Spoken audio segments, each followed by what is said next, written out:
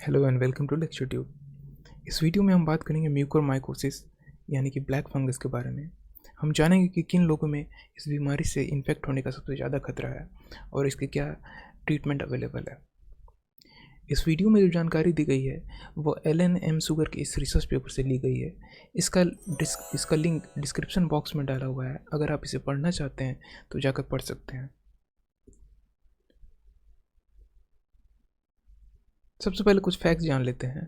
Mucormycosis जो है वो एक फंगल डिजीज़ है जो म्यूकोरमाइसेट्स की वजह से होता है। म्यूकोरमाइकोसिस हमारे शरीर के आँख, नाक, मुंह और दिमाग जैसे हिस्सों को प्रभावित करता है। वैसे तो ये कंटेजियस नहीं है, ये एक इंसान से दूसरे इंसान में फैलता नहीं है, लेकिन इसकी मॉर्टेलिटी रेट काफ़ी ज़्यादा है। रिसर्चर्स के हिसाब से, डॉक्टर्स के हिसाब से 54% लोग जो इस बीमारी से इन्फेक्ट होते हैं उनकी मृत्यु हो जाती है।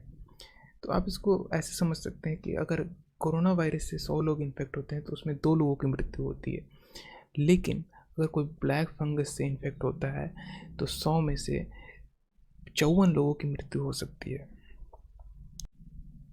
अभी तक हमारे देश में लगभग 9,000 केसेस रिपोर्ट हुए हैं, जिनमें ज़्यादातर केसेस सिर्फ 3 राज्यों से, महाराष्ट्र, गुजरात और आंध्र प्रदेश से रिपोर्ट हुए हैं। लगभग 58% केसेस इन 3 राज्यों से ही रिपोर्ट हुए हैं।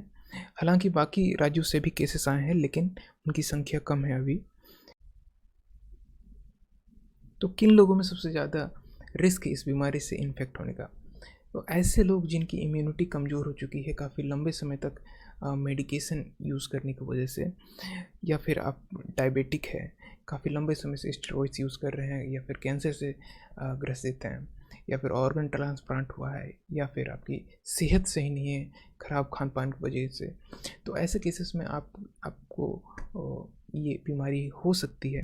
और हाल ही में डॉक्टर्स के हिसाब से जो कोविड पेशेंट्स है जो रिकवर होते हैं कोविड से, वो उनमें काफ़ी केसेस ऐसे देखने को मिले हैं।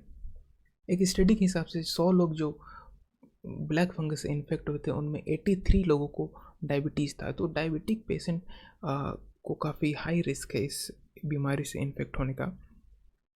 तो इसके सिम्टम्स क्या क्या हैं? अगर आप इस बीमारी से इन्फेक्ट होते हैं तो आपको फीवर हो सकता है, कफ हो सकता है, सीने में दर्द हो सकती है, और हेडेक हो सकता है, साइनस की प्रॉब्लम हो सकती है, या फिर आपको नोज़िया और वोमिटिंग का भी प्रॉब्लम आ सकती है। डॉक्टर्स के हिसाब से इसके सिम्टम दिखने पर इमीडिएटली आपको इसका ट्रीटमेंट स्टार्ट करना चाहिए। और जिन लोगों को म्यूकोरमाइकोसिस होता है उनको डॉक्टर्स पहले imaging taste like CT scan या MRI करने की सलाह देते हैं। और अगर आप म्यूकोरमाइकोसिस से इन्फेक्टेड होते हैं तो आपको जनरली एंटी फंगल दवाइयाँ जैसे कि एम्फोटेरिसिन भी दी जाती है। और सीवियर केसेस में, काफ़ी सीवियर केसेस में ही सर्जरी की आवश्यकता पड़ती है। वैसे सभी लोग को सर्जरी की आवश्यकता नहीं पड़ती है। और तो इसमें एक राहत की बात यह है कि ये ज़्यादा कंटेजियस नहीं है, ये एक इंसान से दूसरे इंसान में फैलता नहीं है। लेकिन एक चिंता का विषय यह है कि ये काफ़ी डेडली है, और अगर अर्ली स्टेजेस में इसका ट्रीटमेंट स्टार्ट हो जाता है तो आप स्वस्थ भी हो सकते हैं और आपको सर्जरी की ज़रूरत भी नहीं पड़ सकती है। इसलिए लक्षण दिखने पर आपको इमीडिएटली इसका ट्रीटमेंट स्टार्ट करना चाहिए। So that's all for now. Thanks for watching. Subscribe to support our work.